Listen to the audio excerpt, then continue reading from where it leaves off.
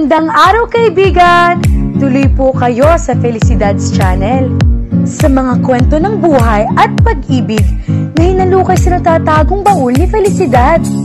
Pero bago po tayo magpatuloy, huwag niyo pong kalilimutan na i-like ang video, i-subscribe ang channel, at i-click ang notification bell para lagi kayong updated sa mga parating pa na upload.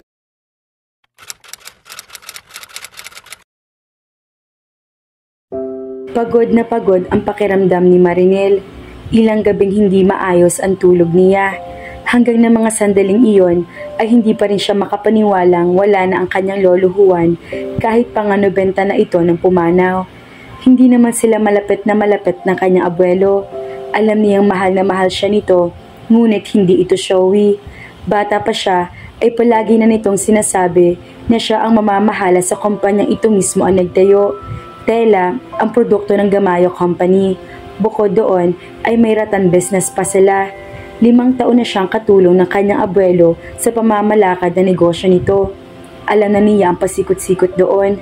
Siya lamang ang maaasahan ng kanyang abuelo dahil siya lamang ang nag-iisa nitong apo, kahit kinupkup din ito ang kambal na anak ng unang asawa ng kanyang ama, sina Teo at Thea. Ang unang asawa ng kanyang ama ay may 2 ng anak ng pakasalan nito, ang kambal nga. Namatay ang ina ng kambal na sina Teo at Thea sa panganganak sa sana ay kapatid niya. Hindi rin nakaligtas ang bagong silang na sanggol. Mag-4 na taong gulang pa lamang noon ng kambal. Pagkaraan ng 2 taon, nag-asawa ulit ang kanyang ama. Nagpakasal ito sa kanyang ina. 7 taon siya na namatay sa plane crash ang kanyang mga magulang pagkatapos ng 1 linggong second honeymoon ng mga ito sa Paris, kaya maaga siyang naulila. Mula noon, ang lolo Juan na niya ang nangangalaga sa kanya, pati na rin sa kambal ay tinuturing na rin itong mga apo. Ngunit kahit pareho nagtapos sa kolehiyo sina Teo at Thea, hindi na nag-abala pa para maghanap ng trabaho ang mga ito. Pinili ng mga ito na magpasarap na laman na magpasarap. Matanda ang mga ito sa kanya ng 6 na taon sa edad niyang 28. Kasama rin nila sa mansyon si Tita Trinidad, ang matandang dalagang kapatid ng ina ni Teo at Thea. Ito ang nagsilbing tagapag-alaga ng 2 mula nang mamatay ang ina ng mga ito. Nagtitipon-tipon sila sa library room ng mansyon ng araw na iyon. Babasahin ang huling testamento ng kanyang lolo Juan. Wala pa ba si Teo? Tanong ng abogadong si Art. Nakatingin ito sa kanya nang itanong iyon. Hindi siya nag-abalang sumagot. Hindi na siya magtatagal, attorney. Katatawag lang niya. Parating na siya, sagot ng kinakapatid na babae niyang si Thea. Nakibit ng mga balikat ng abogado. Pinagmasdan niya ito na hindi na ito nakatingin sa kanya. Noong una, inisip niyang pwede maging sila nito, pero nagbagong isip niya nang unti-unti niya nakikilala ang pagkatao nito. Ilang beses na silang nag-date, pero hindi na iyon pinalawig pa. Alam niya kung anong tingin nito sa kanya. Boring, undesirable, pero hindi sapat iyon para hindi hangarin nito na mapangasawa siya. Inaasas nito ang isang babae base sa monetary value nito. At siya ay si Marinel Gamayo, ang apo ni Juan Gamayo. Kilala ang pamilya nila sa buong Cebu. Makapangyarihan, hindi iilan ang tutugon sa anumang pabor na hihingi ng isang Gamayo, lalo na ang apo ni Juan Gamayo. Alam niyang iyon ang dahilan kung bakit hindi pa rin siya tinitigilan ng binatang abogado. Sa Attorney Art Ondoy, kaedad ito ng kambal, at kaya malakas ang loob nito ay dahil alam nitong hayagan ang pagrereto rito sa kanya ng kanyang lolo Juan. Kilala rin ang mga Ondoy, mayaman din ang angkang pinanggalingan ni Art kahit na hindi masasabing kasing yaman ng mga Gamayo. Kaya naman mababa ang tingin niya rito. Nakikita siya nito bilang tuntungan para lalong yumaman. Pero mamamatay na muna siya bago mapakasal dito. Sa edad niyang iyon ay wala pa siya naging nobyo. Bukod sa istrikto ang kanyang abuelo, wala naman talaga nagkaka-interes sa kanya. Alam niya na ang tingin ng mga lalaki sa kanya ay sobra siyang talino kaya boring kasama. Kahit noon nag-aaral pa lang siya, halos wala nang gustong lumapit sa kanya para makipagkaibigan. Pulos pag-aaral kasi ang ginagawa niya at eskwelahan bahay lang ang routine niya. Matagal na niyang tinanggap sa sarili na hindi siya kagandahan. Hindi katulad ni Thea na glamorosa kaya marami nagkakagusto rito. Inayos niyang eyeglasses na suot ng bahagya iyong bumaba sa kanyang ilong. High school pa lang siya ay nagsusuot na siya ng salamin sa mga mata. Itim at medyo makapal ang frame niyon. Ang kaibahan nga lang, mas maliit na ang suot niya ngayon. Hindi tulad noong high school na mukha talaga siyang nerd. Madalas nga siyang tawaging manang ni Teo at Thea dahil may pagkakonserbatibo siyang manamit. Ni hindi pa niya naranasan magsuot ng palda o bestida na ang haba ay hindi aabot sa tuhod. Palagi na ay lampas tuhod ang kanyang suot na damit. Tulad ngayon, ang itim niyang palda ay umaabot hanggang sa kalahati ng kanyang mga binti. Tinernuhan niya iyon ng body-hugging na 3/4 na blouse. Relo at pearl na hikaw lamang ang alahas na suot niya. Kung gaano siya kahina sa pag-aayos ng sarili, iba naman pagdating sa kanyang trabaho. Kilala siyang magaling sa pamamalakad ng kanilang negosyo. May authority kasi siya, kaya sigurong lalo na i-intimidate ang mga lalaki sa kanya. Sinanay na siya ng kanyang abuelo na maging in charge sa lahat ng bagay. Siya ang kumokontrol, at kahit na mas matanda pa ang magkakapatid niya sa kanya, hindi kino-question ng mga ito ang desisyon niya. Nahinto ang pagmumuni-muni niya nang sa wakas ay pumasok na sa loob ng library room si Tio. Umupo ito sa tabi ng kapatid nito na si Thea. Katabi naman niya si Tita Trinidad. Nagsimula ng basahin ni Art ang testamento. Hindi masyado nakatuon ng pansin ng kambal dahil alam na naman ng mga ito kung kanino maiiwan ang lahat-lahat ng ari-arian na matandang Gamayo. Ang lahat-lahat na maiiwan kong ari-arian, kasama na ang Gamayo Company, ang furniture business at mga lupain ay mapapasakamay ng aking apong si Marinel Gamayo. Ngunit mapapasakamay lamang niya ang lahat ng iyon kung siya'y mag-aasawa sa loob ng 48 oras simula sa oras na matapos ang pagbabasa ng aking testamento at titira siya sa bahay ng kanyang mapapangasawa sa loob ng 1 taon. Kung mabibigo siyang gawin ng habiling ito, ay mapupunta ang lahat ng aking ari-arian kina Teo at Thea sulit. Gulat na gulat si Marinel nang marinig ang testamentong iyon ng kanyang lolo Juan. Literal na napaawang ang bibig niya. Kahit si Tita Trinidad ay hindi pa rin makapaniwala. Hindi na ba nag-iisip si Tito Juan? Gulat na bulalas nito. Walang kahit na anumang salitang nanulas sa bibig ni Marinel. Hindi siya makapaniwalang magagawa iyon ng kanyang abuelo. Napatingin siya kay Art, malambot at nakakaunawa ang tingin pinagkaloob nito sa kanya. Pero mas alam niya, sa likod ng ekspresyon nitong iyon ay ang ngiti ng tagumpay. Noon niya naunawaan kung bakit parang ibang aura nito nang tignan siya kanina. Para bang mayroon itong alam na hindi niya alam. Para ba nakasisiguro na ito sa sarili. Alam niya kung bakit iyon ang ginawa ng kanyang lolo Juan. Alam nitong wala siya nobyo. Alam din nito na hindi niya mapapayagan na mapariwara ang kumpanya kapag napunta sa mga kamay ng kambal. Alam din nito na gagawin niya ang lahat para hindi iyon mangyari. At ano pa nga bang ina-anticipate ng kanyang abuelo na gagawin niya?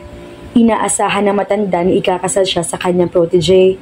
Iyon ay walang iba kundi si Attorney Art Ondoy. Mukhang pinlano ito ng kanyang abuelo ang lahat. Alam ng abuelo niya kung gaano niya kamahal ang kumpanya, kung gaano malasakit niya roon. Kaya marahil iniisip ng mga ito na napipilitan siya magpakasal sa abogado upang iligtas ang kumpanya. Tumayo siya mula sa kinauupuan, lumapit sa kanyang abogado. Ngali-ngali niyang suntukin ito. Naiintindihan ko nararamdaman mo, Marinel. Akala mo kung sinong anghel na tura nito. Pakiusap, hayaan mo akong tulungan ka. Anito sa mapagkumbabang tinig. To hell with you, sigaw niya sa isip. Hindi niya ito pinansin. Tuloy-tuloy na lumabas siya ng silid na iyon. Hindi niya tiyak kung saan siya dadalhin ng kanyang mga paa. Dumiretso siya sa garahe at sumakay sa kanyang bagong-bagong kotse. Regalo iyon ng kanyang abuelo noong huling kaarawan niya. Pinagbuksan agad siya ng gate ng hardinerong si Mang Harding nang marinig ang malakas niyang pagbusina. Halos paliparin niya ang sasakyan palabas ng maluwang na bakuran ng mansyon.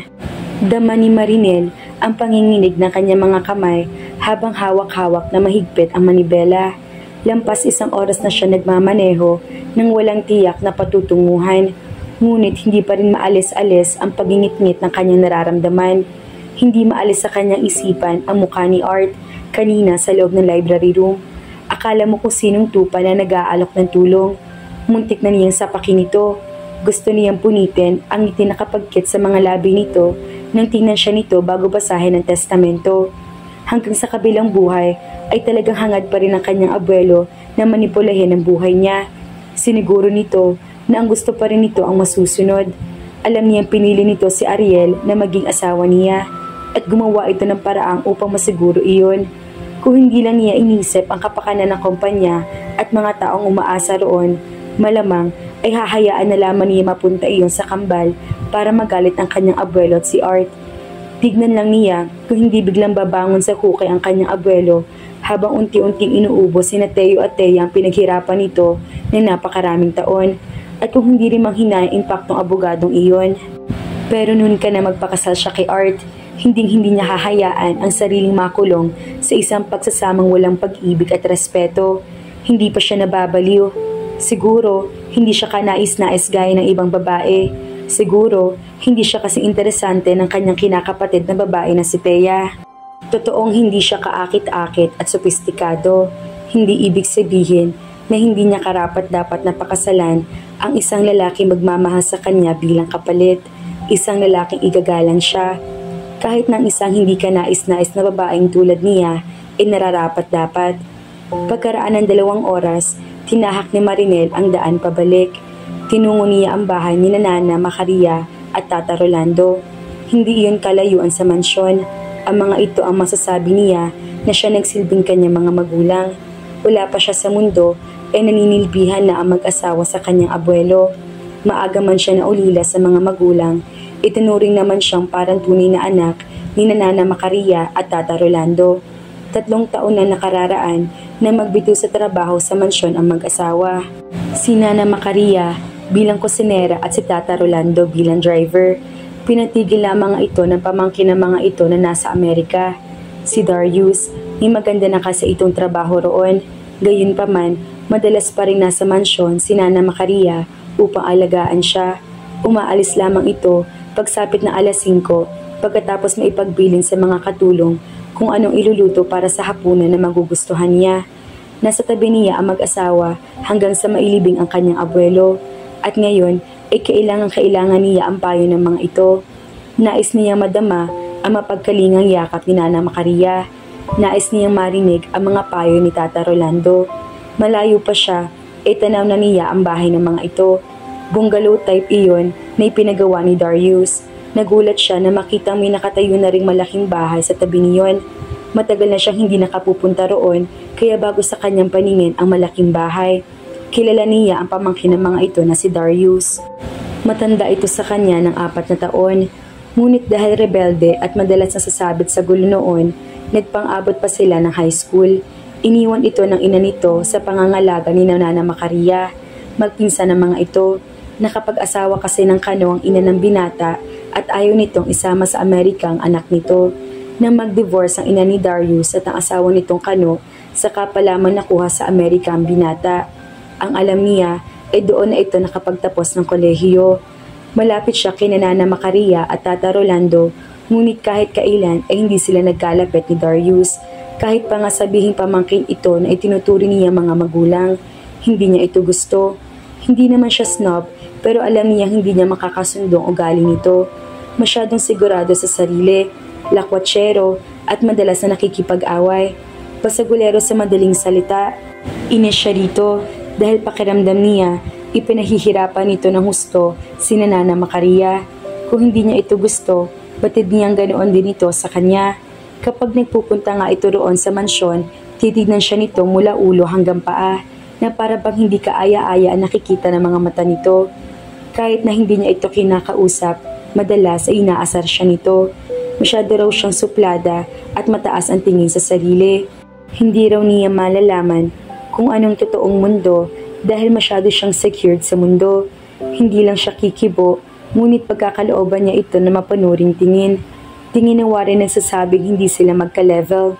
Base sa balita narinig niya kay Nana Macaria, isa na umanong inhinyero si Darius. Mukhang matagumpay na nga ito. Mabuti para sa kanya, sa isip-isip niya. Inabutan ni Nana Macaria ng malamig na buko juice si Marinel. Si Tata Rolando pa mismo umakyat sa puno ng buko para sa kanya. Salamat po, Nana. Aniya, Ininom niya iyon.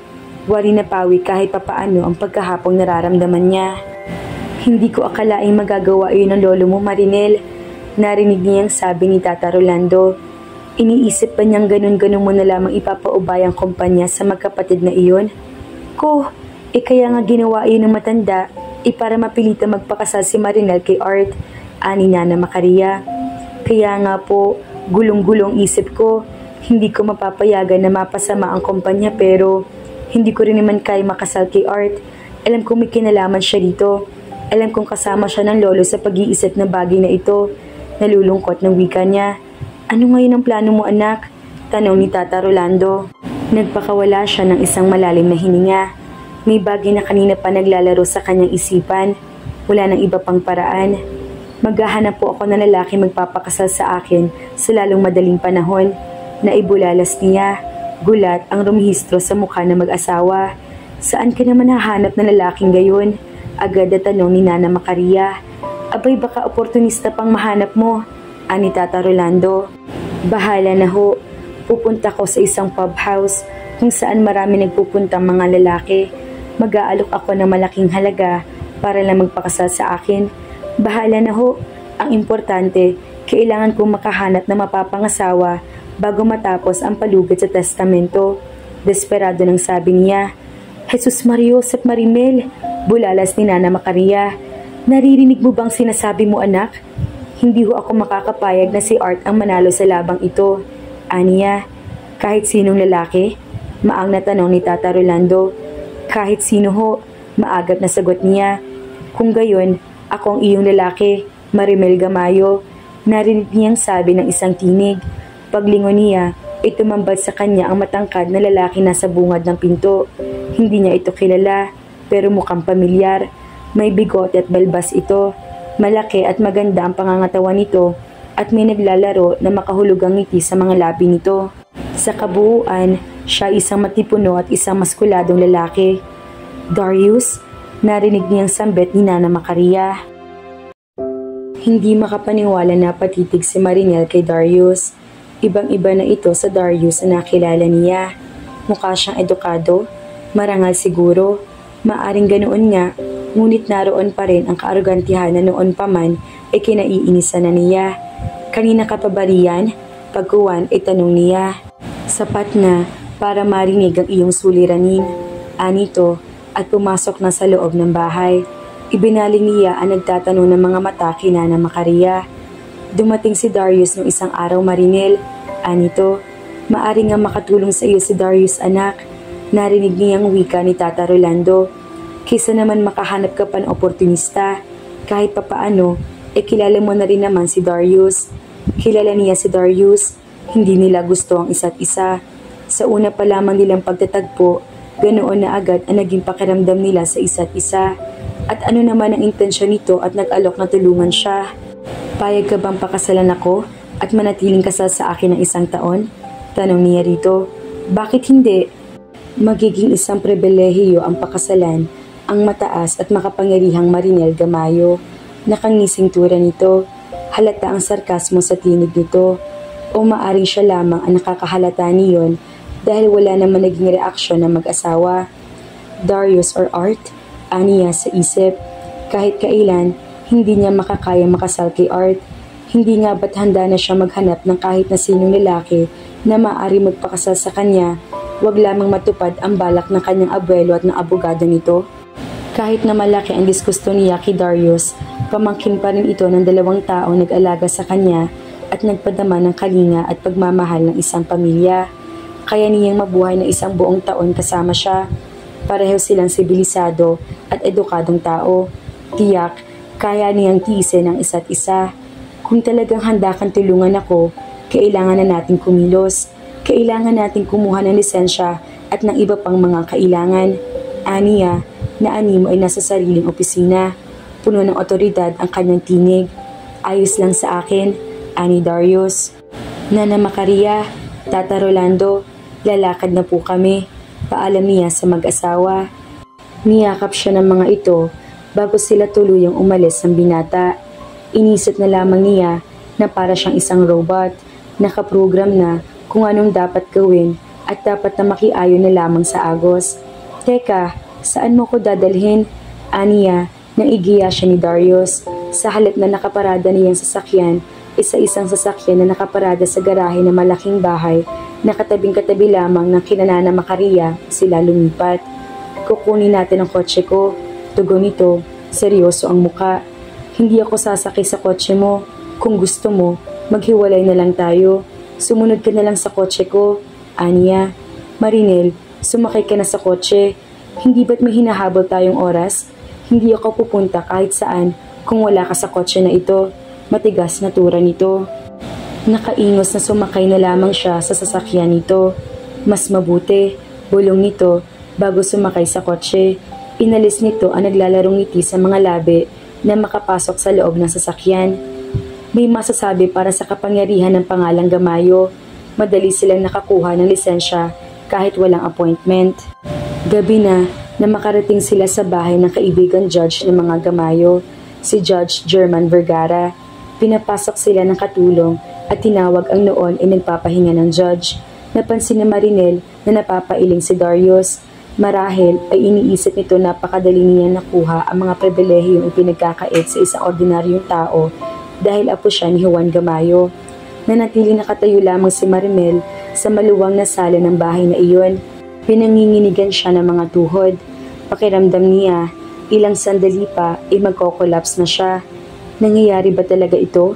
Ikakasal na siya ngayon? Magpapakasal siya sa taong masasabi nga niyang hindi naman estranghero, ngunit hindi rin naman niya lubusang kilala. Oo, alam niya ang kasaysayan ng kanyang buhay base na rin sa mga naikukwento ni Nana Macaria. Ngunit hindi niya alam ang mga bagay tungkol sa kanya na talagang mahalaga. At ano naman ang mga bagay na iyon? Tanong ng isang bahagi ng isip niya. Halimbawa, kung ano mga gusto niya. Sagot naman ng kabilang bahagi ng isip niya. Kung ano ba yung mga bagay na gusto niya. Ugali. Napabuntong hininga siya. Anong meron sa iyo, Marinel? Pagalit at tanong niya sa isip. Ikaw ay nasa gitna ng isang crisis, for heaven's sake. Nanganganib ang kumpanya sa kamay ni Teo at Thea. Tapos yan pang iniisip mo. Magpapakasal kayo pero hindi naman normal ang magiging pagsasama ninyo. Isipin mo na lang kung papaano kang tatagal sa loob ng isang buwan sa piling ng isang taong alam na alam mong malaki rin ang disgusto sa iyo. Litanya ng isang bahagi ng isip niya na nagpoprotesta. Well, sa kasong iyon, mayroon silang isang bagay na karaniwan. Pareho silang ayaw sa isa't isa. Pero ano nga ba nagtutulak kay Darius para magpakasal ito sa kanya ng ganoon-ganoon na laang? Hindi naman sila magkaibigan, ni hindi nga niya may consider na isa itong acquaintance. Siguro naawa sa iyo nang marinig ang mga pinagdadaanan mo, sabi ulit ng isang bahagi ng kanyang isip. May puso rin pala ang barumbadong si Darius. Hep hep hep, hindi na siya mukhang barumbado ngayon. Siya ngayon ay nagsasalita tungkol sa mga manners, tungkol sa breeding. Hindi niya maitatangging noon pa man gwapo na ito. Ngunit ngayon, parang kulang na ang deskripsyong iyon para ilarawan ito. At ikakasal siya sa isang katulad niya. Boring, hindi ka nais-nais, isang birhen, isang taong hindi nararanasan kung paano mahalin at gusto ng isang lalaki. Napatingin siya sa nakaupong si Darius. Laking gulat niya na makitang matama nakatitig pala ito sa kanya. Nag-iisip na ba itong umurong nang mapagmastang mabuti ang kabuuan niya? Ngayon pa lang ba ay nagsisisi na ito? Nakita niyang tumayo ito at lumapit sa kanya. On instinct, agad siyang napaatras. Sa munting galaw na iyon, bumagay ang kanina pa nangihinang mga tuhod niya. Ngunit bago pa siya matumba, maagap na siya naalalayan nito. Ingat lang, Marinel, narinig niyang sabi nito. Para sa iyong kaalaman, hindi ako nangangagat. Mukhang takot ka talaga sa akin, anito, at iniupo siya sa sofa. Pagkatapos maiupo ni Darius si Marinel sa sofa, ay bumalik siya sa kanyang kinauupuan. Tama nga siya sa kanyang hinala. Base sa pagkakatingin niya sa namumutlang mukha ng dalaga, isang galaw pa ay matutumba na ito. At iyon nga nangyari. Gusto pa niyang mapamura nang makita ang takot sa mga mata nito nang papalapit siya. Ano bang tingin nito sa kanya? Kakain ng tao? Hanggang ngayon ay hindi pa rin niya alam kung bakit bigla na lang niya nasabi na handa siya magpakasal dito nang marinig ang problema nito. Iyon ang basta na lamang lumabas sa kanyang bibig. Alam niya kung gaano kaliit ang tingin nito sa kanya. Sa tuwing titignan siya nito noon, para bang sinasabi ng mga mata nito na isa siyang basura, na hindi tanggap ang katulad niya sa mundo ng isang Marinel Gamayo na isinilang na may gintong kutsara sa bibig. Sa madaling na pagpunta niya sa mansyon ng mga Gamayo, kung saan naninilbihan noon sila Nana Macaria at Tata Rolando, ang nakasanayan na niyang itawag sa tiyahin na tsuhin, naabutan niya si Marinel na nasa Teresa. Nagbabasa ito ng kung ano-anong libro, suot ang makapal nitong salamin sa mga mata. Maayos na maayos ang buhok nito na pagkakapusod, ni walang gusot ang suot nito, para bang ingat na ingat ito na malukot iyon. Kapag dumaan siya, sandali mag-aangat lamang ito ng muka at muling yuyuko upang ibaling ang atensyon sa librong binabasa. Wala pang pagkakataon na nakita niya itong pawisan dahil sa paglalaro o kaya naman inakikipaglaro kahit man lamang kina Teo at Thea. Well, sa tingin niya noon ay hindi talaga kasundo ang dalagang kambal. Hindi rin naman niya ito masisisi. Alam niya kung ano ugali ng magkapatid. Hindi nga lang niya makante ang dalawa dahil kilala siya ng mga ito na palaban at walang inuurungan. Tama nga ito sa desisyon nito na huwag hayaang mapunta ang naiwang kumpanya ng abuelo nito sa kambal. Tiyak na hindi na magbibilang ng maraming buwan ang naturang kumpanya kapag nangyaring iyon. Ano nga ba talaga ang rason niya at nagpresenta siya maging asawa ni Marinel?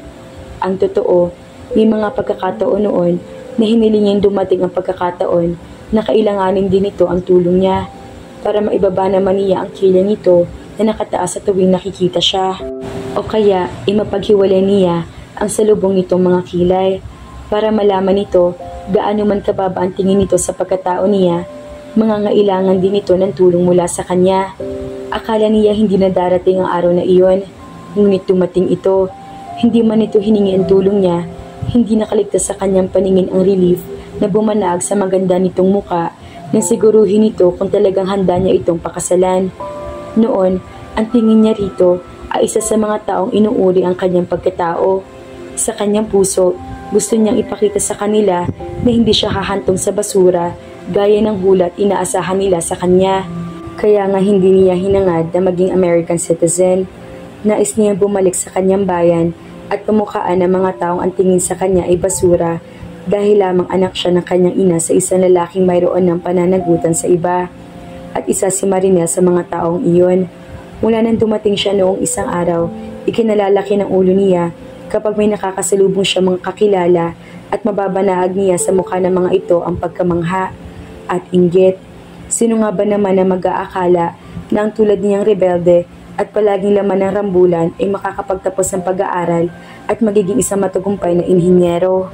Hindi man lang inaasahan ni Marinel na magiging ganoon siya. Nang bumungad sa sala si Judge Vergara, hindi matago ang pagtataka sa mukha nito na makita siya. Marinel Gamayo, anong ginagawa mo dito sa 10 oras ng gabi? Maang na tanong nito sa kanya. Magpapakasal, I guess? Aniya saka tumayo. Nakita niya na tumayo na rin si Darius. Sa kanya, diskumpiyadong tura na matandang judge. Bahagya pa nitong ibinaba ang suot na salamin sa mga mata upang pagmasdang mabuti ang katabi niyang lalaki. Noon lamang kasi nito nakita si Darius. Opo sir, sa kanya. Kompleto po kami sa mga papeles na kinakailangan. Ibinigay niya ang mga papeles na hawak kay Judge Vergara. Nang mabasa nito ang petsa kung kailan nila nakuha ang lisensya, ay tila nang hihinalang tumingin nito sa kanya. Alam na niya ang nasa isip nito. Iniisip nito ang tanging dahilan kung bakit kailangan niya magmadali sa pagpapakasal. Bakit nagmamadali kayo? Sa pagtingin ko dito, kanina niyo lang nakuha ang mga ito. Anong judge, maaari kayong mag-relax. Hindi po ako buntis. Agad ng wika niya dito. Matagal na kitang kilala, Marinel, at hindi ikaw ito. Bago ko gawin ang seremonya, gusto ko ng paliwanag. Sabi nito, napabuntong hininga siya. Kung buhay ang lolo, pwede niyo siyang tanungin. Ang alam ko lang, kailangan ko makapangasawa sa 48 oras o kung hindi man mapupuntang kumpanya kina Teo at Thea. Tumaas ang kilay ng judge. Bata ito ng 20 taon sa kanyang abuelo kung hindi siya nagkakamali. Binibiro mo ba ako, Marinel? Anito, wala kang ideya kung gaano ko ipinalangin na lahat ng mga bagay na ito na isang malaking biro lamang. Ibinaling nito sandali ang tingin kay Darius. Pagkatapos ay muling tumingin sa kanya. Hindi ko maintindihan. Anito, bahagyang inilapit nito ang muka sa kanya at sa mahina at mababang boses ay nagsalita ito. Bakit hindi si Art Ondoy ang pakakasalan mo? Kilala mo siya halos buong buhay mo. Bakit ang lalaking ito? Dahil hindi siya si Art, ganting bulong din niya rito. Hindi na nagkomento pa ito, hindi na kailangan. Ang kanyang sagot ay halos sinabi ang lahat. Sino siya? Anong judge? Siya si Darius, sagot ni Marinel. Gee, hindi nga pala niya alam kung ano apelyido ng binata. Humihingi ng saklolong tumingin siya rito. Hindi na niya matandaan kung ano nakasulat sa lisensya nila. Darius Soto, si Judge Vergara ang sumagot. Alam ko iyon, Marinel, nakasaad sa mga papeles. Ang ibig kong sabihin, taga saan siya? Sino mga kamag-anak niya? Mga pamangkin siya ni Nana Macaria at Tata Rolando. Taga rito rin siya sa bayan natin, sagot niya.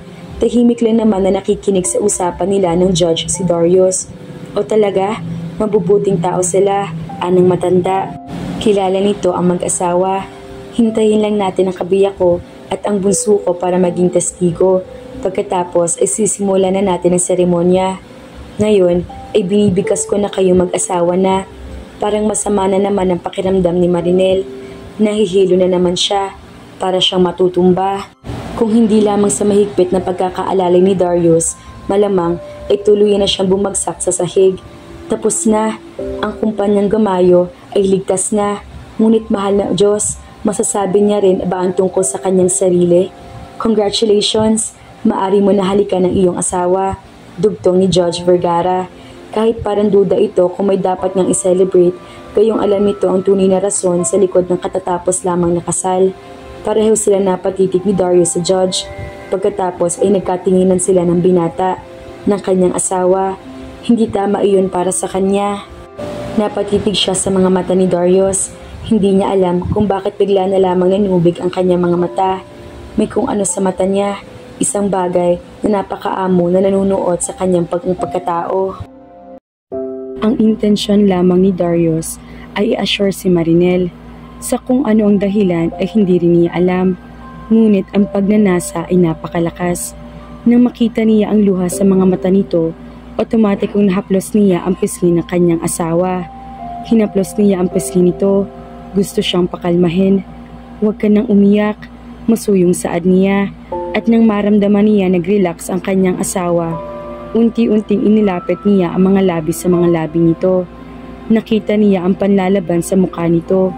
Ngunit wala na siyang pakialam. Nakatutok ang atensyon niya sa bibig niya. Alam ni Marinel ang gagawin ni Darius. Naibuka niya ang bibig. Hindi siya sigurado kung iyon ay para sabihin ang kanyang pagtutol o para salubungin ang mga labi nito. Pakiramdam niya ay sila lamang dalawa ang nasa lugar na iyon. Napapikit siya na makitang kaunti na lamang ang pagitan sa mga labi nila ng kanyang asawa. Kung hindi lang siya hinapit nito sa baywang, ay baka tuluyan ng bumigay ang kanina pa nanghihinang mga tuhod niya nang dumampi ang mga labi nito sa naghihintay niya mga labi. It should have been awkward. Ang una nilang pagdikit ngunit hindi, at ang naramdaman nilang kakaiba na magtagpo ang kanilang mga labi, tapos ang gentle ng lumalim pang halik na iyon.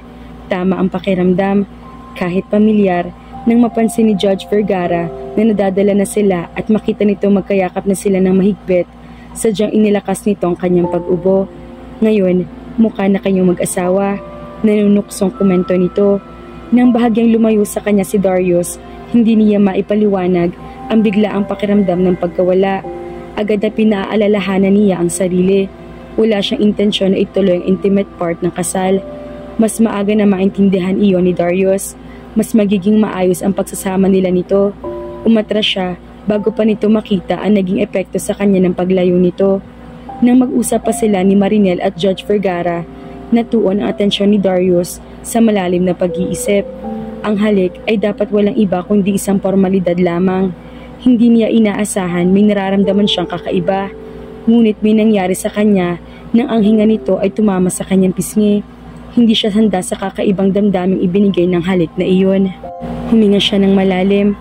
Kailangan ba niya kung yung naramdaman ang kakaibang damdaming iyon? Yun ang unang beses na pinagmasdan niya si Marinel. Nasa terasa ito noon at nakaupo sa pasamano. Nakatukod ang mga kamay nito roon at para nangangarap na nakatingin sa kalangitan. Nag-aagaw na noon ang liwanag at ang dilim. Naakit siya sa kainosentahang makikita sa mukha nito. Nanatili lamang siyang nakatitig dito. Iyon ang unang pagtapak niya sa mansyon. Pinagmasdan niya si Marinel habang nakikipag-usap ito kay Judge Vergara. Asawa na niya ito ngayon, kahit pa nga sa pangalan lang. Nagpresenta siyang tulungan nito, pero ayaw niya makagusto sa kanya. Mayroon na agad limitasyon sa kanilang relasyon. Hindi niya kailangan maramdaman ang ganoong damdamin. Hindi niya ito gusto. Hindi niya ito kailangan. May sinabi si Marinel na nakapagpatawa kay Judge Vergara. Iyon ang nakapagbalik sa kanya sa kasalukuyan. Handa ka na bang umalis? Tanong ni Marinel sa kanya nang matapos ang pag-uusap nito at ni Judge Vergara. Tumitig siya rito. Hindi ko alam, Mrs. Soto, ikaw ba? Nawala ang bossy at managerial sa saloobin na ipinamalas nito sa ginawi niyang iyon. Ngiti-ngiti naman na nauna nang lumabas siya ng bahay. Nagkaroon siya ng kasiyahan na makita siyang namumutla. Kanina pa kinakabahan si Attorney Art Ondoy sa loob ng library room ng mansyon ng mga Gamayo. Palakad-lakad siya sa loob ng silid. Naroon din at hindi mapakali si Trinidad. Nasa mukha nito ang pag-aalala para kay Marinel. Kagabi pa kasi ito hindi umuwi. Hindi mo ba naisip? Kailangan na natin magsumbong sa pulisya, Art? Tanong na may edad ng si Trinidad sa kanya. Tita, relax ka lang. Ani Thea, na eksaktong papasok sa library room nang marinig ang tinura ni Trinidad. Babalik din si Marinel. Anito, sabay upo sa mahabang sofa na naroroon. Mula pa nang basahin ang testamento ni Don Juan, ay mukhang hindi na ito nakatulog sa pag-iisip kung paano gagastusin ang perang malilipat dito at sa kakambal nito. Oras na hindi makapag-asawa si Marinel sa loob na itinakdang oras ng yumaong abuelo nito. Para nakakasiguro na ito na uuwing bigong kinakapatid na babae nito. At alam din itong ayaw ni Marinel na magpakasal sa kanya. Maghintay pa tayo, Tita Trinidad. Aniya, nasa ganoon silang pag-uusap nang biglang bumukas ang pinto ng library roon. Iniluwa niyon si Marinel.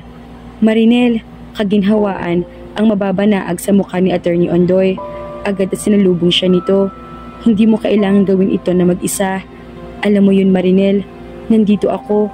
Hayaan mo kung makatulong sa iyo. Anito. Marinel, iha, mabuti na lamang at umuwi ka. Ilang sandali pa ay magsusumbo na sana kami sa pulisya. Sobrang nag-aalala ako sa iyo. Ani Tita Trinidad at niyakap siya. Kahit na walang blood relation, malapit din naman ito sa kanya. Kahit na mas nauubos ang oras nito sa pag-aalaga sa kambal noong mga bata pa sila, hindi siya naninibugho dahil naroon naman palagi si Nana Macaria at Tata Rolando. Masaya akong bumalik ka, sis. Wika naman ni Thea. Ako ay humihingi ng paumanhin kung ngayon lang ako nakabalik at nag-aalala kayo. Naramdaman niya ang paglapit ni Darius. Natuon naman ang mga mata ng tatlo sa binata nung lumapit at tumabi ito sa kanya. Masyadong natuon ang pansin ng mga ito sa kanya, kaya hindi napansin ng mga ito ang binata na kasunod niya sa pagpasok sa library room. Nanlaki ang mga mata ni Art, Trinidad at Thea nang hawakan ni Darius ang kamay niya. Everyone, pukaw niya sa atensyon ng lahat. Iisa naging reaksyon ng mga ito, pawang mga tulala. Gusto kong ipakilala sa iyo si Darius Soto, ang aking asawa. Ano? Asawa mo? Gulat at sabay-sabay na wika ng tatlo. Para nasabugan ng bomba ang itsura ng mga ito. Nagkatinginan pa sa isa't isa. Ani mo tinitiyak kung iisa lamang ang narinig mula sa kanya. Tama ang narinig nyo. Ang lalaking ito sa tabi ko ay asawa ko. Ulit niya. Natuwa naman siya dahil hindi binibitawan ni Darius ang kanyang mga kamay. Darius? Ulit ni Thea. Ito ang unang nakabawi sa pagkabigla. Si Darius? As in yung pamangkin ni Aling Macaria? Tanong nito. Siya nga, sagot niya. Bumukas ulit ang pinto. Iniluwa niyo ng katulong na may dalang champagne katulad ng iniutos niya rito. Maraming salamat po rin, sabi niya rito. I think, kailangan natin mag-celebrate. Inabutan silang lahat ni Puring na tigi-isang kopita. Kinuha naman ni Darius ang bote ng alak na hawak niya at ito na nagbukas niyon. Puring, ihanda mo na mga gamit ko, aniya sa katulong. Saan ka pupunta? Ani Tita Trinidad. Tulad na nasa testamento, kailangan kong tumira sa poder ng asawa ko sa loob ng 1 taon. Sagot niya. Siya na ang naglagay ng alak sa mga kopita. Cheers! Aniya. Parang robot na nagsisunura naman ang lahat. Cheers! Kulang sa siglang tura ng tatlo. Parang estatwa na pinanonood ni Marinel ang paglalagay ng mga katulong ng mga suitcases na naglalaman ng mga gamit niya sa loob ng sasakyan ni Darius. Kaya ba niya talaga ito? Pinanghihinaan ng loob na tura niya sa isip. Pinagmasdan niya si Darius habang tumutulong sa pag-aayos ng mga gamit niya. Iniiwasan niya magtago ang kanilang mga mata.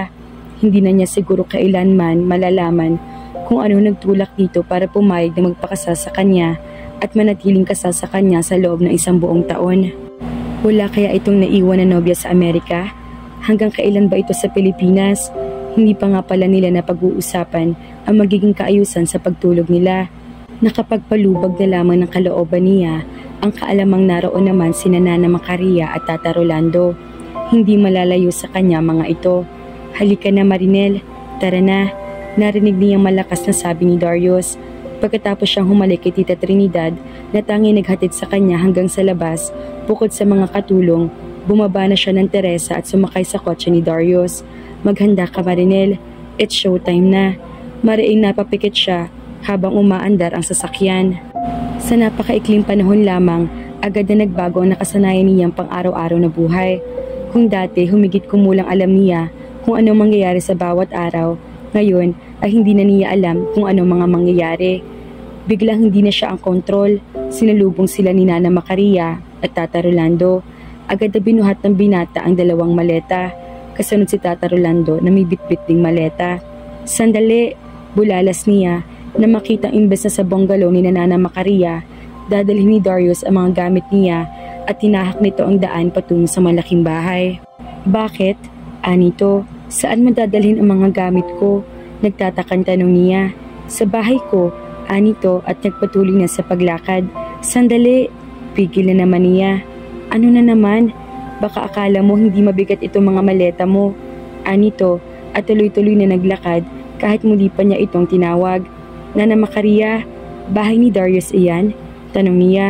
Bakit nga ba hindi niya naisip na ito ang may-ari ng bahay na nasa tabi ng kina Nana Macaria? Paano pa nga ba niya iyong maiisip samantalang para may bigat siyang pasan-pasan pagkatapos na mapakinggan ang huling testamento ng kanyang abuelo?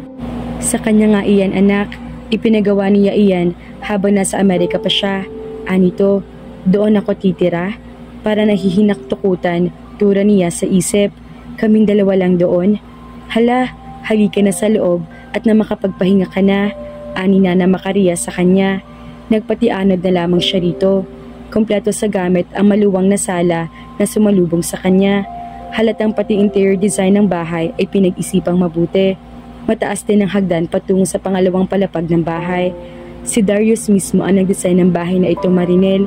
May pagmamalaki sa tinig na sabi ni Nana Maria. Pati ang kulay hanggang sa garden ay siya ang may ideya. Mukhang malayo na nga narating ni Darius. Pero bakit kaya hindi nito ginusto maging US citizen? Kailangan niyang bigyan siya ng credit. Naabot nito ang mga naabot nito ngayon dahil sa sarili nitong pagsusumikap. Ang sabi ni Nana Macaria, ito raw ang nagpaaral sa sarili pagdating sa Amerika. Samantalang siya, tanggalin lamang ang pangalang Gamay sa kanyang pagkatao, hindi siya tatapunan ng kahit isang tingin ng mga taong halos gawin ng lahat, mapuluguran lamang ang apo ni Juan Gamayo. Nakita niya yung pababana ng hagdan sina Darius at Tata Rolando. Mabuti pa Darius, samahan mo na sa silid si Marinel para naman makapag-ayos siya at makapagpahinging sandali habang inihahanda kong hapunan, ani Nana Macaria. Iginiya siya ni Darius paakyat sa itaas ng bahay. Bubuksan na sana nito ang pinto ng isang silid na makuha niya magsalita. Darius, hindi pa man niya natatapos ang gustong sabihin ay nakasingit na naman ito. Hindi tayo, Mrs. Pilyo ang ngiti sa mga labi nito. Una sa lahat, wag mo akong tawaging asawa. Seryosong sabi niya. Gaya nga ng sinabi ko, hindi tayo pwede magsama sa iisang kwarto. Sa wakas ay nasabi na niya. Oh, exaggerated na bulalas nito. At pwede ko bang itanong kung bakit hindi? Alisin mo nga yung ngiti sa mga bibig mo. Hindi tayo pwede magsama sa isang silid. Tapos, sa nakikita ko, 4 naman ang silid sa bahay mo. Sobra-sobra na iyon para sa atin 2. Bakit? Unang gabi natin bilang mag-asawa. Ang aga mo naman magpato ng labas de Kulambo. Kunway reklamo nito. Pwede ba? Hindi ako nakikipagbiruan sa'yo. Huwag mong sabihing iniisip mong makokonsumit ang pagsasamang ito dahil, ano naman ngayon kung yun ngang nasa isip ko? Mag-asawa naman tayo. Nasa akin na lahat ng karapatan na angkinin ka. Diretsyong tura ni Darius na kinapag-init ng mukha niya. Isa pa, wala naman akong ibang mahihita sa kasalang kaya kitang bayaran kahit magkano pang gusto mo. Nakita niya ang pagkulimlim na mukha ni Darius. Nang wala ang mapaglarong mood nito, tumingin ito ng diretsyo sa kanyang mga mata. Bahagya pa nga natakot siya ng saglit na makita sa mga mata nito ang galit. Alam kong mababa ang tingin mo sa akin noon pa man, Marinel. Ngunit may isang bagay na sasabihin sa'yo. Hindi ako tumatanggap ng utos mula sa iyo at hindi ko kukunin ang pera mo. Magbabayad ako ng sarili kong paraan. Matigas na wika nito. Napaawang ang bibig niya. Hindi pa nangyayari sa tanang buhay niya na may isang taong nagkaroon ng lakas ng loob na sulangatin siya sa ganoong paraan. Bago pa siya makapagsalita, ay mabilis na nabuksan nito ang silid. Ito ang magiging kwarto mo. Huwag ka mag-alala. Wala sa isip ko ang pilitin ka sa hindi mo gusto. Iyon lang at iniwan na siya nito. Pagkatapos ay pumasok ito sa isa pang silid na naroon din sa ikalawang palapag ng bahay. Laking pasasalamat ni Marinel sa presensya ng mag-asawang Nana Macaria at Tata Rolando ng gabing iyon. Nang sabay-sabay silang maghapunan, hindi pa rin kasi niya kaya mapag-isa sila ni Darius. Hindi pa rin siya nakakahuma sa naging diskusyon nila kanina sa tapat ng inookupan niyang silid. Alam niya na tamaan niya ang ego nito. Sinabi nitong alam nito na mababa ang tingin niya rito. Iyon bang akala nito? Gusto niyang pasinungalingan iyon, ngunit marahil ay naipagkamali nito na isa pang aalipos ng ginawa niyang noong hindi pagpansin dito sa tuwing mapapatapak ito sa mansyon na madalang namang mangyari. Ang totoo, naiinis lang siya rito dahil pinoproblema ito ni Nana Macaria dahil nga madalas na mapasama sa basag ulo. Bukod pa roon, natatakot siya rito roon. Hindi dahil sa tingin niya ay may pagkabayolente ito, kundi takot siya na baka kapag sinubukan niyang ngitiin ito o kaya ay lapitan, magkaroon pa ito ng pagkakataon na i-reject siya. Katulad ng mga ginagawa ng mga kaklase niya sa exclusive school for girls na pinasukan niya sa elementary at high school. Natakot siya makita o malaman na kahit ito ay hindi siya kayang kaibiganin. Kaya umaakto na lang siyang wala nakikita kapag pumupunta ito sa mansyon. Hindi siguro ito nakatiis noon sa ginawa niyang hindi pagpansin kaya inaasar siya nito. Minsan lang niya itong iningusan. Iyon ay noong makita niyang umiiyak si Nana Macaria sa kusina dahil nag-aalala ito rito. Nakapagpahinga ka ba kahit papaano, Marinel? Tanong ni Nana Macaria sa kanya. Opo, sagot niya. Papasok ka na ba niya sa opisina bukas, anak? Si Tata Rolando. Opo, tugon naman niya. Hindi ba dapat ay magpahinga ka muna? Ilang gabing puyat ka. Kailangan mo rin naman magpahinga, anak. Paalala ni Nana Macaria. Saglit na sinulya pa niya si Darius. Patuloy lamang ito sa pagkain. Hindi ka kikitaan ng interes sa pinag-uusapan. Nana, masambuti na hong sa trabaho ko ibuhos ang panahon ko para di ko gaanong maiisip na wala na ang lolo. Hindi pa tag-asawa ka na? Bakit hindi mo gamitin ang pulot gata ninyo upang makapagpahinga ka? Si Tata Rolando. Ang ibig kong sabihin, pagpapatuloy nito na makita ang panlalaki ng mga mata niya. Palabasin mong nasa honeymoon ka para makapagbakasyon kahit ilang araw lang. Huwag ko kayong mag-alala. Okay lang po ako, paniniguro niya sa mag-asawa. Nakibit-balikat na lamang ang mga balikat ng mga ito. Talagang inaantok pa si Marinel nang magising. Halos ayaw pa niyang iangat ang ulo mula sa pagkakasubsob sa malambot na unan. Unti-unting iminulat niya ang kanyang mga mata. Nakita niyang maliwanag na sa buong silid base sa taas ng sikat ng araw na nakikita niya mula sa bintana. Halatang tanghali na. Hindi nga lang niya nararamdaman ang init dahil sa aircon. Tanghali na, sigaw ng isip niya. Agad na napabalikwa siya ng bangon. Nang tignan niya ang alarm clock na nasa bedside table ay 11:00 na. Ganoon siya katagal na nakatulog. Nakalimutan pala niyang iset ang alarm ng orasan. Pero dati-rati naman, nauuna pa siya magising bago tumunog ang alarm clock. Sanay na siya, pati ang katawan niya ay nakaset na rin. Ibinagsak niyang muli ang katawan sa kama. Pagod na pagod kasi siya, hindi lang ang katawan niya, kundi pati na rin ang isip niya. pero wala man lamang gumising sa kanya. Bumangon na siya at tumuloy sa banyo. Pagkatapos maligo ay hinanda na niya ang isusuot sa pagpasok sa opisina. Pinag-iisipan niya kung anong isusuot na makarinig ng mga katok sa pinto. Pagharap niya ay nakapasok na si Darius. Bakit bigla-bigla ka nalang pumapasok? Aniya na mahigpit na nahawakan ng suot na roba. Anong ginagawa mo? Sa halip na sumagot ay tanong ni Darius. Nakakunot noo. Nakatingin ito sa ilang damit na nakalapag sa ibabaw ng kama. Hindi mo ba nakikita? Magbibihis na ako. Sarkastikong tugon niya. Nakikita ko, pero saan ka pupunta? Papasok ako sa trabaho. Aniya at muling humarap sa nakabukas na closet. The hell you are? Anito at lumapit sa kanya. Pasensya ka na ha? Aniyang agad na humarap para lamang magulat na makitang malapit na pala ito sa kanya. Hindi ka na muna papasok ngayon, Marinel. Kailangan mo magpahinga. Anito. At sino naman ang nagsabi sa iyo na may karapatang kaidikta kung anong dapat kong gawin? Binigyan ko ang aking sarili ng karapatan. Agad na tugon nito. Bago pa siya makasagot ulit, ay nagsalita na naman ito. Look, alam kong pagod ka na at alam din iyon ni Nana Macaria. Kaya nga hindi ka na nila ginising at hinayaan ka makapagpahinga. Ayoko mag-alala pati ang matatanda kaya kung maaari lang, be sensible enough. Napaawang ang bibig niya. Nahirapan siya makaupuhap ng salitang sasabihin. Muli niyang tinikom iyon at nakasimangot na kinuha ang mga damit na nakalatag sa kama. Huwag mong sabihin tutuloy ka pa rin. Nawawala ng pasensyang tura ni Darius. Hindi siya umimik. Basta na lang ibinalik niya ang mga damit sa closet. Siguro naman masaya ka na, sarkastikong tanong niya nang maibalik ang mga damit sa closet. Siguradong magiging masaya si Nana Macaria at Tata Rolando sa pasya mo. Anito.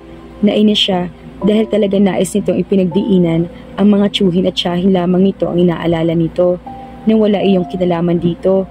Magbihis ka na at kakain na tayo ng tanghalian. Anito, pagkatapos ay lumabas na ng silid. Antipatiko, lumapit siya sa pinto at tiniyak na nakalock iyon. Naiinis siya dahil mukhang naiwan pang amoy ng kanyang asawa sa kanyang silid. Mukhang may pinuntahan ito. Nakabihis kasi ito at mukhang kararating lamang. Huminga siya ng malalim. Bakit nga hindi? Iyon pa lamang ang maituturing na absent niya. Mula na magtrabaho siya sa kanilang kumpanya, siya ang boss. Tiyak, karapat dapat siya makapagpahinga kahit sandali. Nasira na ng tuluyan ang plano ni Art. Sinira ng tuluyan ni Marinel. Muli, naglagay siya ng alak sa baso. Hindi niya matanggap na kasal ng apo ni Juan. Hindi ganoon ang pinilano nila ng matanda. Hindi ganoon ang inanticipate nilang gagawing hakbang ni Marinel. Nagpilit ang yumaong matanda na maglagay ng ultimatum para kay Marinel upang mapilitan ito magpakasal sa kanya. Ngunit hindi nga ganoon ang ginawa nito. He should have known better. Kung titignan ang panlabas na anyo ni Marinel, mukha itong maamo at madaling pasunurin. Ngunit sa likod niyon, naroon ang matapang at palabang pagkatao nito. Sinabi na nga ba niyang hindi uubra ang plano ng matandang Gamayo? Lalo pa nilang itinulak ang apo nito na gumawa ng hakbang laban sa kanilang plano. Darius Soto. Ang lalaking iyon lamang na pamangkin ng utosan sa mansyon ang makikinabang ng lahat. Hindi niya iyon mapapayagan. Pinagmasdan niya ang malaking bahay na tinirahan din ng kanyang mga ninuno. Makikita sa estruktura ng bahay na marangya at makapangyarihan ang pamilyang nananahan doon. Ngunit ang karangyaang iyon ay isa na lamang alaala. Isang alaalang pinipilit niyang bigyang buhay. At si Marinel sana ang pag-asa niya upang makisakatuparan iyon. Kapag napakasal siya rito, magagawa na niyang ibalik ang yamang dati ay tinatamasa ng kanyang pamilya. Ang kanyang ina ay pinili na lamang na manirahan sa Amerika kaysa lasapin ang sakit na pagbulusok ng kanilang kabuhayan. Ang dalawa niyang kapatid ay nagsipag-asawa na rin. Siya na lamang ang natira sa bahay na iyon. Wala pa nakakaalam na bagsak na ang kanilang kabuhayan, na magiging isa na lamang alaala ang katanyagan ng mga ondoy. Kahit ang matandang Juan ay hindi alam ang bagay na iyon. Malaki at malawak ang bahay na iyon, nangangailangan ng malaking halaga upang imantini. Hindi sapat ang kinikita niya sa pagiging abogado. Damn you, Marinel Gamayo. Damn you, bitch. Kung hindi dahil sa babaeng iyon, hindi mapagtatawanan ang kanyang pamilya. Kung hindi dahil sa pagsira nito sa kanyang mga plano, malaya na sana niyang maibabalik ang karangyaan ng bahay na iyon gamit ang pera ng mga Gamayo. Ngunit ang lahat ng iyon ay sinira ng apo ni Juan. Mas ginusto pa nito makasal sa walang kwentang si Darius. Naningkit ang mga mata niya sa sobrang galit. Pahigpit ng pahigpit ang pagkakahawak niya sa basong may lamang alak. Agad na tinungga niya ang alak at marahas ibinato ang baso sa dingding na makita niya roon ang nakangiting muka ni Marinel. Nang madaanan ni Marinel ang mansyon ay parang gusto na niya doon ipasok ang kotseng minamaneho. Ngunit hindi niya iyon ginawa. Madalas niyang i-check kay Tita Trinidad kung ano na nangyayari sa mansyon. Dito niya nalaman na pagpunta sa Singapore si Teo at Thea naman ay parati ring wala roon. Wala na yata talagang gagawin ng dalawa kundi ang magpasarap. Malaki rin ang halagang iniwan ng kanyang abuelo sa mga ito at alam niya matitigil lamang ang mga ito kapag naubos na ang pera ng mga ito. Habang palapit siya sa bahay ni Darius, ay patindi ng patindi ang kabang kanyang nadarama. Alam kasi niyang walang tao sa bahay ni Nana Macaria. Kaninang umaga ay inihatid ni Darius ang mag-asawa sa airport. Dadalawin ng mga ito ang kapatid ni Tata Rolando na may sakit at nasa ospital sa Ilocos. Matatagalan umano ang mag-asawa roon, kaya naman sila lamang ni Darius ang magkakasama sa bahay. At hindi niya alam kung paano kikilos. Dediretso na lang ba siya sa silid o kailangan pa niya maghanda na kakainin nila? Pero ano naman ang alam niya roon? Ipinarada niya ang sasakyan sa garahe. Siya pa mismo nagbukas at nagsara ng gate. Alam niya naroroon na ang kanyang asawa dahil nakaparada na rin sa garahe ang sasakyan nito. Aandap-andap ang dibdib na pumasok siya sa loob. Narinig niya may sumisipol at kumakanta-kanta sa kusina. Lumapit siya roon at nakita niya ang nakatalikod na si Darius. Nakaharap ito sa gas range at may nilulutong kung ano. Ang mabangong amoy ng niluluto nito ang sumalubong at bumati sa kanya. May kinuha itong gulay na nasa mesa kaya siya nakita nito. "Oh, nandito ka na pala," anito. "Oo." She felt like she came home. Weird. Tumango na lamang siya. "Magpalit ka na ng damit at kakain na tayo. 15 minutes na lang at maluluto na to," anang asawa niya sa kanya. Ani mo maamong tupang sumunod naman siya sa sinabi nito. Umakyat siya sa taas at nagpalit ng damit. Pagkababa niya ay halos tapos nang ihanda nito ang pagkain sa dining room. "Umupo ka na at kakain na tayo," anito na makita siya. Pinakbet at pritong baryente ang nasa hapag. Paborito niyang pinakbet, lalo na kapag luto ni Nana Macaria.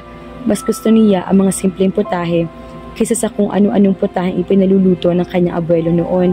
Kapag kumakain sila sa mansyon, para na rin silang kumakain sa isang hotel o kaya sa isang first-class restaurant.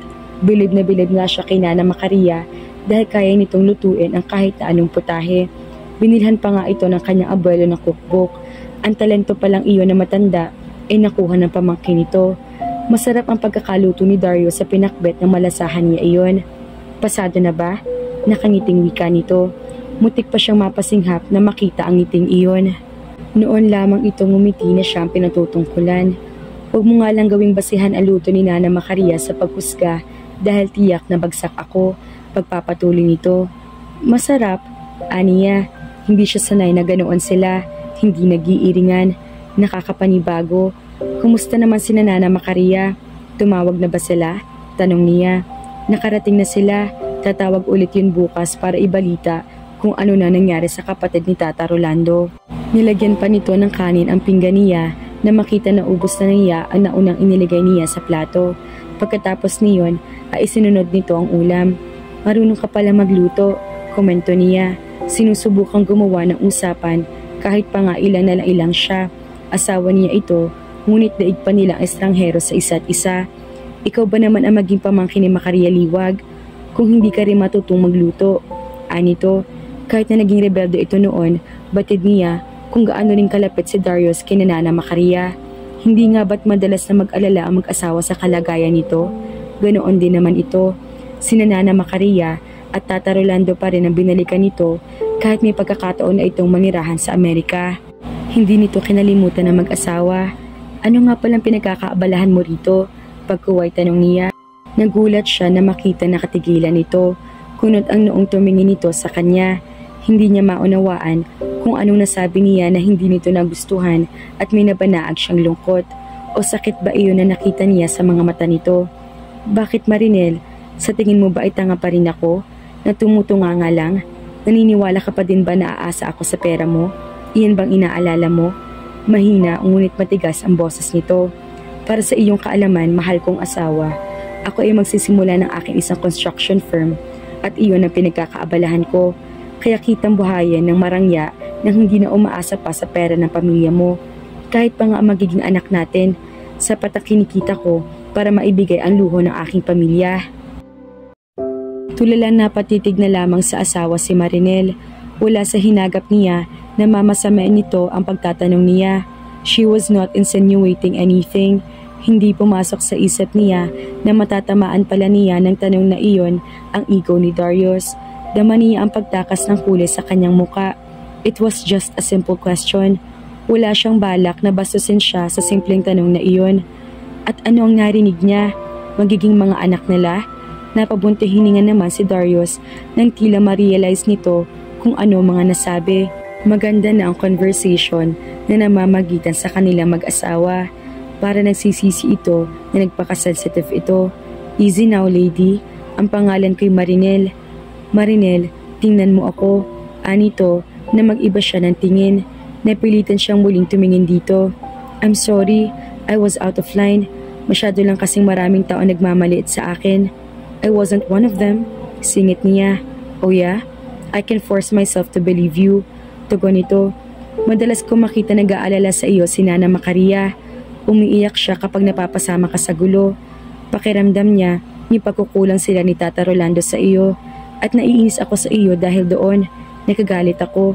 Inaamin kong inisip kung wala kang modo at barumbado ka. Pero kahit kailan, hindi ko inisip na wala kang patutunguhan. Oo, nagulat ako at hindi makapaniwala. Pero alam kong hindi imposible. Paano magiging imposible kung ipinalaki ka ng parehong mga tao na halos nagpalaki din sa akin? They're good people, mahabang sabi niya.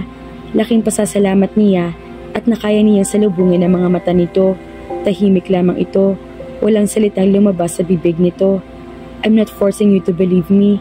Tama na nasabi ko kung anong gusto kong sabihin. Aniya. Hindi alam ni Darius kung ano nangyari at lumabas sa bibig niya ang mga nasabi kay Marinel. Maganda na nangyayari kanina.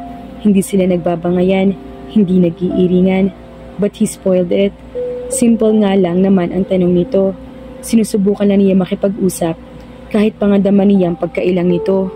Pagkatapos, ganoon pang ginawa niya. Totoo kaya ang sinabi nito na hindi siya minaliit nito? Na kaya lamang ganoon na lamang ang diskusto at inis nito sa kanya ay dahil sa nakikita nitong pagdaramdam ni Nana Macaria? Inaamin niya maging malaking sakit din siya ng ulo ni Nana Macaria. Ang kabataan niya ay punong-puno ng galit. Galit sa kanyang ina at sa kanyang ama na hindi nakilala. Galit siya sa mundo. Ang tanging maganda lamang noon sa kanya ay si Nana Macaria at Tata Rolando. Hindi ba't mayroon pang isang tao na kapag-papacify ng galit mo? Singit na isang bahagi na kanyang isipan. Pilit niyang binura iyon sa isipan, ngunit tuksong lalo naging malinaw ang bagay na iyon. Sino bang pinupuntahan mo kapag galit na galit ka? Kaninong mukhang hinahanap-hanap mo sa tuwing dadalawin ka ng lungkot at pagkaawa sa sarili? Hindi ba't si Marinel? Mariing pumikit siya. Kahit pilit man niyang itanggi iyon ang katotohanan. Noon, may mga pagkakataon na napapaaway siya ng husto. Sabihin ba naman ng lalaki na kaaway niya na hindi raw magandang pamilyang pinagmulan niya, na naging kabit umanong kanyang ina at siya ang naging bunga niyon? Masakit ang katotohanan kaya nakipagbubugan siya. Wala siyang pakialam kung ano mangyari sa kanya o sa kalaban niya. Hindi pa sana niya titigilan ang lalaki kung hindi lang biglang sumingit ang imahe ng mukha ni Marinel sa kanyang isipan. Para bang sinasabi nito na tumigil siya, para naririnig pa nga niya ang pagmamakaawa nito. Hanggang ngayon, hindi pa rin niya maipaliwanag kung bakit ang mukha nito ang nakapigil sa galit niya. Hindi niya alam kung paano nangyari iyon at kung anong tamang paliwanag. Siya man ay naguguluhan ni hindi sila magkaibigan ni Marinel. Pagkatapos ng away na iyon, ay dumiretso siya sa eskwelahan na pinapasukan ni Marinel. Naupo siya sa bench sa waiting shed na nasa tapat niyon at hinihintay ang paglabas nito. Nanginginig pa noon ang katawan niya, ngunit unti-unti siya napanatag na makitang palabas ito na eskwelahan.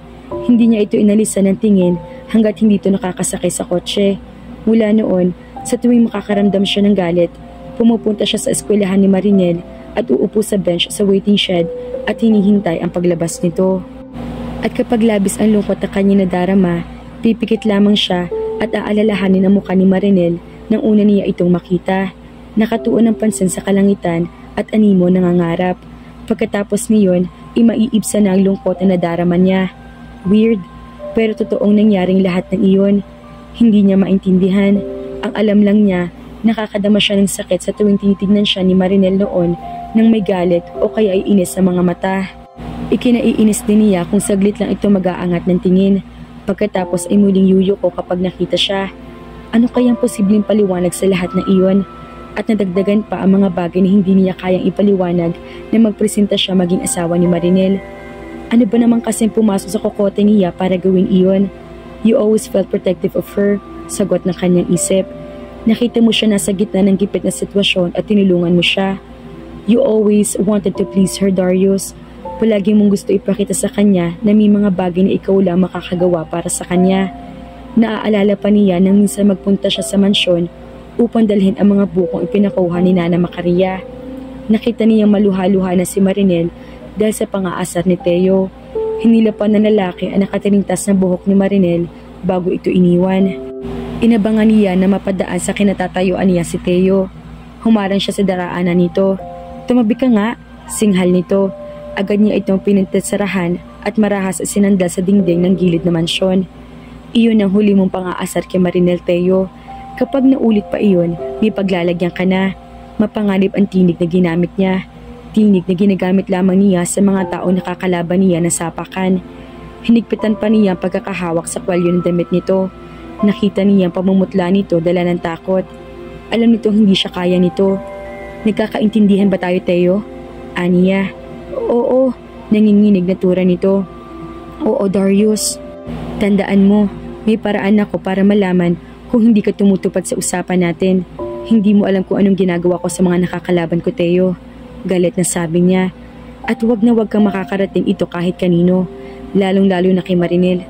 Pangako, bahag ang buntot ng wika nito.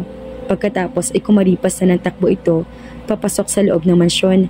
Mula na mangyari iyon, naging ilag na ito sa kanya. Yes, he felt protective of Marinel kahit noon pa man. At iyon ang hindi niya mabigyan ng paliwanag. Ni hindi naman sila nagkaroon ng pagkakataong makilala ang isa't isa noon. Ni hindi nga sila nakakapag-usap.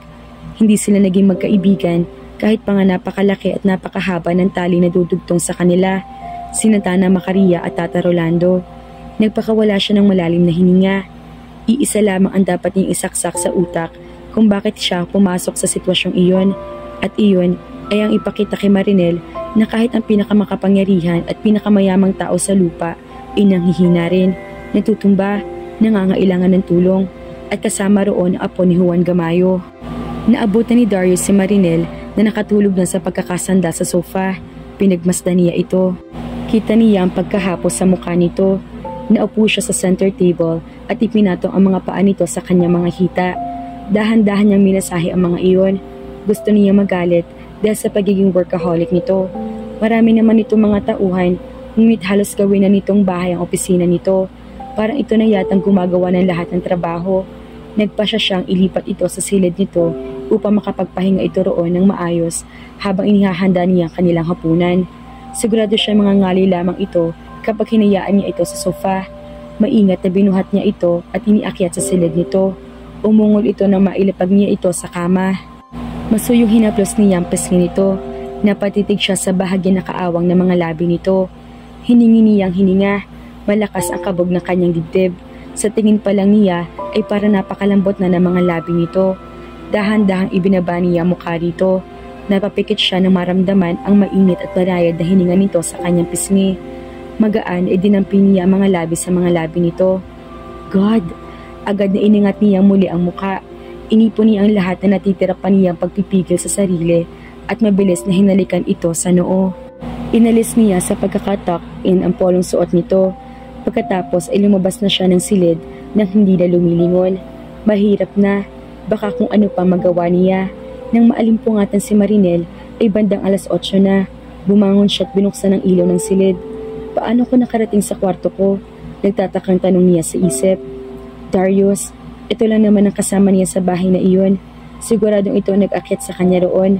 Nang makapagpalit siya ng damit ay bumaba na siya. Pero wala ito sa sala kaya tumuloy siya sa kusina. Gising ka na pala.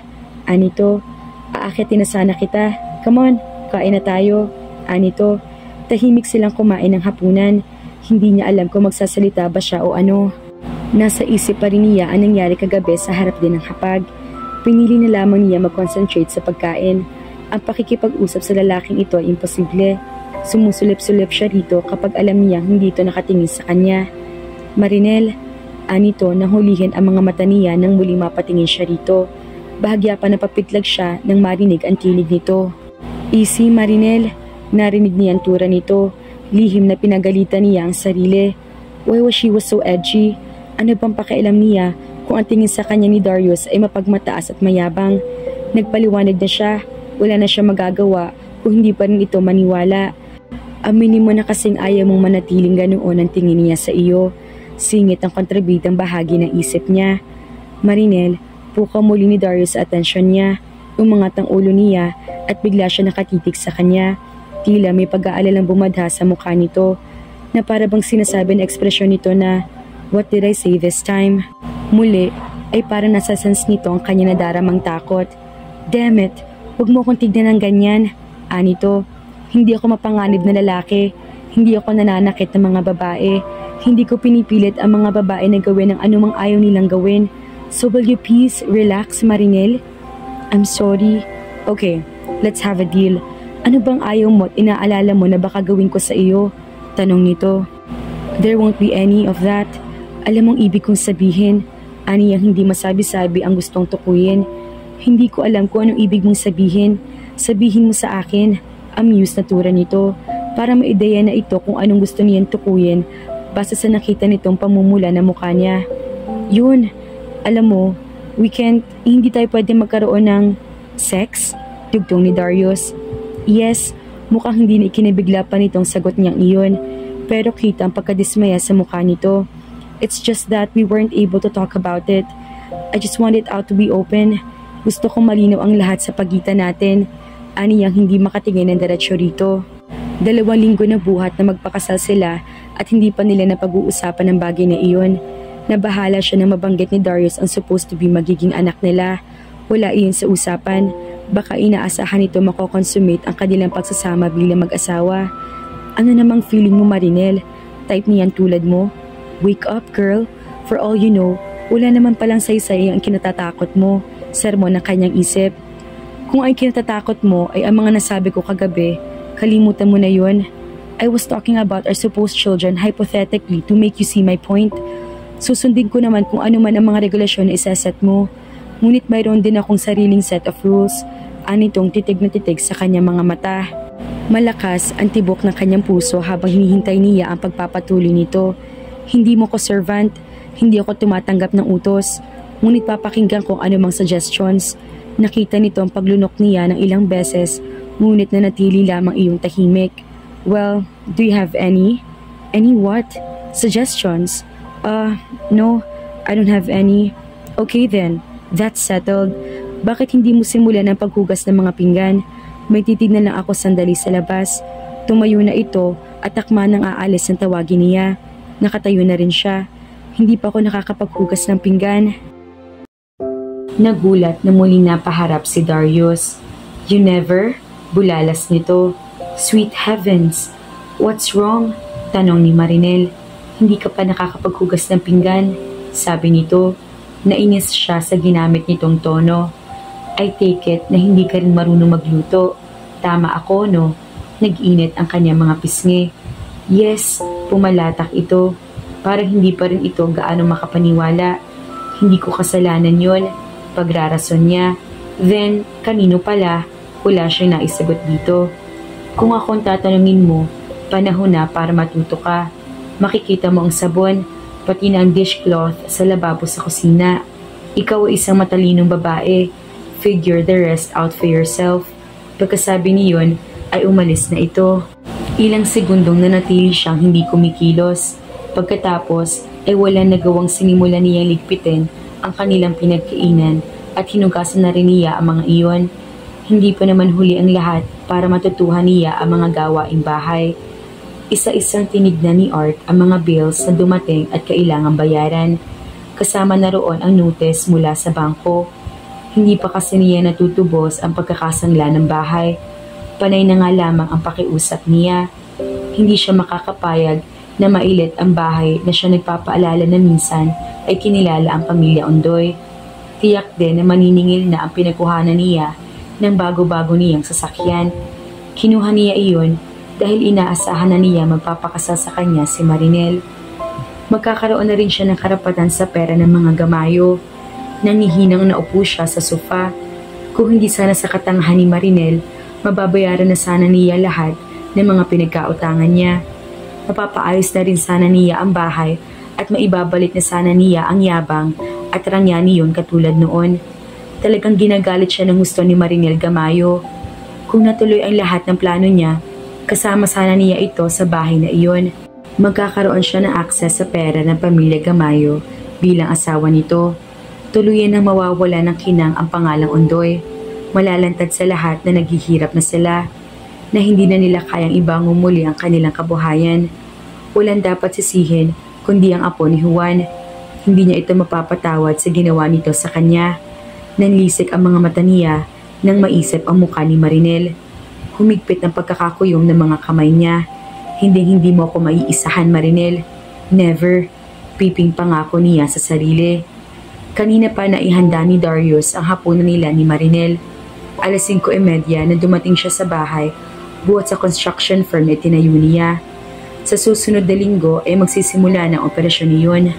Kompleto na ang mga taong na-hire niya upang tumulong sa bawat proyektong gagawin ng firm. Ang una nilang proyekto ay ang gagawing building sa bayan na pagmamay-ari ng kliyente nilang si Mr. Chua. Kilala niya ang negosyante in check na ito.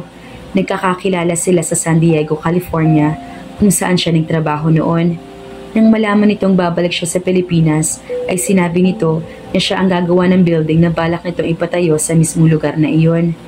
Nai-refer na rin nito ang bagong firm niya sa mga kaibigan nito, kaya naman dumami ang kanilang kliyente. Sumulyap siyang muli sa wall clock na nasa sala. Katatawag lamang ni Nana Macaria. Matatagalan pa mag-asawa sa Ilocos. Sinabi niyang walang dapat na ipagkaalala ang mga ito. Ipinangako niyang siya nang bahala kay Marinel at ituring na rin ng mga ito ang pagpunta sa Ilocos bilang isang bakasyon. Napabuntong hininga siya. Mag-aalas 8 na, ngunit wala pa rin ang kanyang asawa. Nagpasya siyang puntahan na ito sa opisina upang sunduin. Pinigil siya ng security guard nang papasok siya sa Gamayo Building. "Sir, ano pong kailangan ninyo sa loob?" tanong nito. "Tapos na po kasing office hours. Susunduin ko ang asawa ko, Marinel Gamayo," sagot niya. Nag-abot siya ng ID rito. Ang alam niya ay alam sa buong kumpanyang iyon na nag-asawa na si Marinel. "Tumuloy na po kayo, sir. Nasa 3rd floor po ang opisina ni ma'am," anito. Tumawag muna ito sa intercom bago siya pinatuloy. Pagkatapos makapagpasalamat sa gwardya ay dumiretso na siya sa opisina ng kanyang asawa. "Anong ginagawa mo dito?" Iyon agad ang pumasok sa isip ni Marinel na sabihin ng makita si Darius sa kanyang opisina. Hindi ito sumagot. Lumapit ito sa kanya at hinawakan siya sa braso upang itayo. "Anong ginagawa mo?" Naguguluhang tanong niya. Hindi ito sumagot agad. Kinuha nito mula sa kanyang kamay ang ballpen na hawak niya. "Pumunta ako rito para sunduin ka. Tapos na ang work mo dito. Gabi na. Oras na para magpahinga ka. It's time to slow the hell down. Naiintindihan mo ba ako?" Tuloy-tuloy na wika nito. Alam niyang galit ito pero hindi niya maintindihan kung bakit. Pagkatapos ay narealize niya na hindi ito galit mismo sa kanya. Sa isiping iyon, nakaramdam siya ng gutom at pagod. Damn it, hindi dapat siya mabait. Not like this. Bumitaw siya sa pagkakahawak nito at kinuha ang kanyang bag. Hindi mo na kailangan sabihin pa kung anong dapat kong gawin. Nahinto siya sa pagsunod dito nang bigla itong tumigil sa pintuan at humarap sa kanya. Tinitigan siya nito sa mga mata. Pakiramdam niya kapag ganoon ang pagkakatitig nito sa kanya, ay parang wala na siyang kakayahang tumanggi sa anumang sasabihin nito. "Then consider it as a suggestion," mahinang sabi nito. Sabay abot sa braso niya at iginiya na siya palabas. Sa pagkakataong iyon ay hindi na siya nagpumiglas pa. Wala silang imikan kahit na nasa elevator na sila. Ngumiti sa kanila ang security guard nang palabas na sila ng building. Pagkatapos ng hapunan na pinagsaluhan nila ni Darius, ay umakit na si Marinel sa sariling silid. Dahil sa tensyong nararamdaman, ay nagpa siyang mag-shower. Nang lumabas siya ng banyo, nakaroba siya na umabot lamang hanggang sa itaas ng tuhod ang haba. Laking gulat niya na makita nakaupo sa kama ang asawa at titig na titig sa kanya. Nagtaas baba ang tingin nito sa kanyang kabuuan, ngunit nagtagal iyon sa kanyang mga binti. Nailang siya, hindi kasi siya sanay magsuot ng damit na hindi lampas tuhod. "Anong ginagawa mo dito?" tanong niya na hindi malaman kung lalapit ba sa kama o mananatili na lamang sa kinatatayuan. Wari pati ito ay naiilang ding tulad niya. Kanina pa ako kumakatok. Wala namang sumasagot kaya tumuloy na ako. Since bukas naman ang pinto, paliwanag nito. "Ano bang sasabihin mo?" "Hindi ko kasi nasabi na tumawag si Nana Macaria. Nakalimutan kong banggitin kanina. Naisip ko lang na baka gusto mong malaman." Anitong tila hindi maiwasang sulyapan ang mga binti niya. Matatagalan pa sila sa Ilocos. "Iyon lang ba?" "Yeah." Medyo paos na tura nito. "Kailangan ko na magbihis kung wala ka nang sasabihin pa." Naiinis siya sa sarili dahil hindi siya makatingin ng diretsyo rito. Nakahinga siya ng maluwang na makitang tumayo na ito mula sa pagkakaupo sa kama at tinungo ang pintuan. Hahakbang na rin sana siya nang muling humarap ito. Hawak na nito ang doorknob at bahagya na nitong naibukas ang pinto. Nahigit niyang hininga dahil muli siyang pinasadahan nito ng tingin. "Ang ganda ng legs mo, Marinel. Paminsan-minsan naman ay magsuot ka ng mga damit na makakapagpalantad sa mga iyan."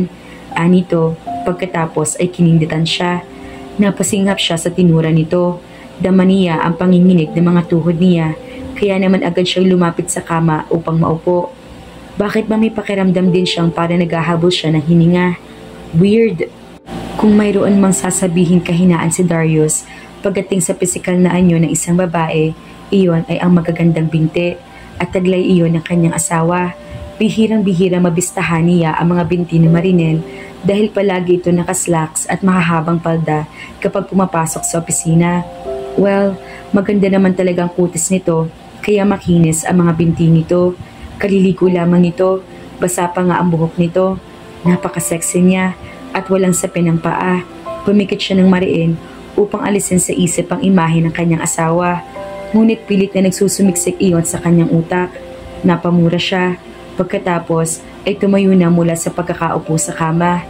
"Get out! Umalis ka na bago ka magkamali na hindi mo na maaayos." Hindi na siya nag-alinlangan pa. Hindi na niya kailangan pang alamin kung ang konsensya ba niya iyon o ang gut instinct niya ang nagwa-warning sa kanya. Ang alam niya ay kailangan niya maglagay ng distansya sa pagitan niya at ng kanyang asawa. Lumabas siya ng silid at tumiretso sa likod ng bahay. Malugod na sinalubong niya roon ang malamig na hangin na tumama sa kanyang muka. Naupo siya sa lumang natatamnan ng Bermuda grass. Ilang sandali pa ay huminga na siya roon. Ipinatong niya ang ulo sa kanyang mga braso at tumingin sa malawak na kanangitan.